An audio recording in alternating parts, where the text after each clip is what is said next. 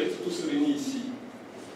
Alors, par le biais de Mouvement Sans Voix, l'AME se voit aujourd'hui parmi vous. Nous avons les mêmes objectifs parce que nous avons tous purgé des peines, nous sommes dans des situations difficiles aussi. Et c'est le but même du mouvement de Sans Voix. À cet effet, le président m'a dit de vous adresser alors ces vives félicitations. Le président du mouvement Sans Voix. Sur ce, j'ai deux volets à vous présenter. Le premier volet, situer le Mali dans le contexte général, et le second volet, pouvoir parler un peu de l'accord de réadmission. Bon, le Mali, comme vous le savez, est un pays d'immigration dans le monde entier. On compte environ près de 4 millions de Maliens à l'étranger, dont la grande majorité sur le continent africain, 3 500 000. On estime à 200 000 le nombre de Maliens vivant en Europe et 120 000 vivant en France, dont environ près de 50 000 sans-papiers. Le Mali est confronté au problème des expulsions depuis des décennies. Mais lors de ces dernières années, on assiste à une augmentation due à la fermeture des frontières des pays d'accueil.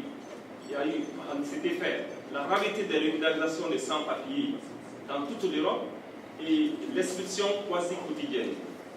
Ceci pose un problème réel au Mali, à une grande majorité de familles qui vivent grâce au soutien des ressortissants à l'étranger.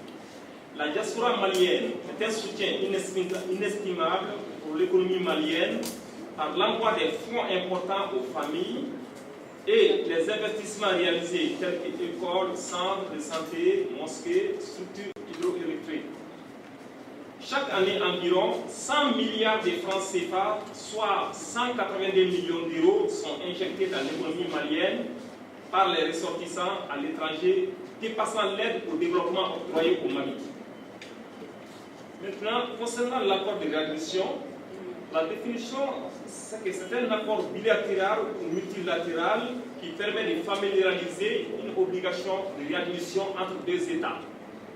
Alors que dans la Déclaration universelle des droits de l'homme 1948, toute personne a le droit de regagner son pays d'origine au regard de l'article 13. Et nous voyons le contraire dans la réadmission, puisque une fois l'accord signé par un État, il n'y a plus à discuter et cet État va remettre ses ressortissants. Qu'en est-il donc avec le respect accordé à la Déclaration universelle des droits de l'homme? Pour faciliter l'accord de réadmission, il faut passer par les accords de partenariat. Ainsi, l'Union européenne a eu des accords de coopération avec beaucoup de pays tels que l'Algérie, le Chili, l'Égypte et tant d'autres.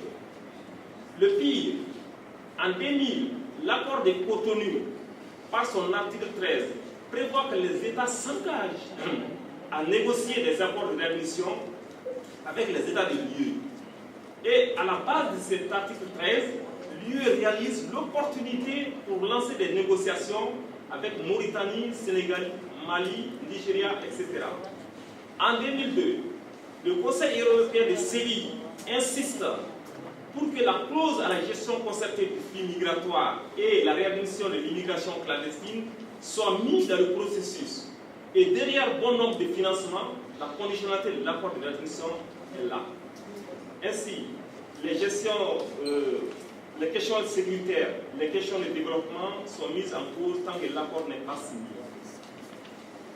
À cet effet, nous pouvons retenir trois facteurs importants de l'UE qui sont visibles. Il y a l'organisation de la migration légale, la lutte contre l'immigration irrégulière et le co-développement occupé à la coopération pour l'aide au développement. Voilà en gros, à mon humble connaissance, ce que je peux dire de l'immigration avec les politiques européennes. En plus de cela, nous avons des collectifs de soutien qui sont toujours là pour nous soutenir. Merci. Merci.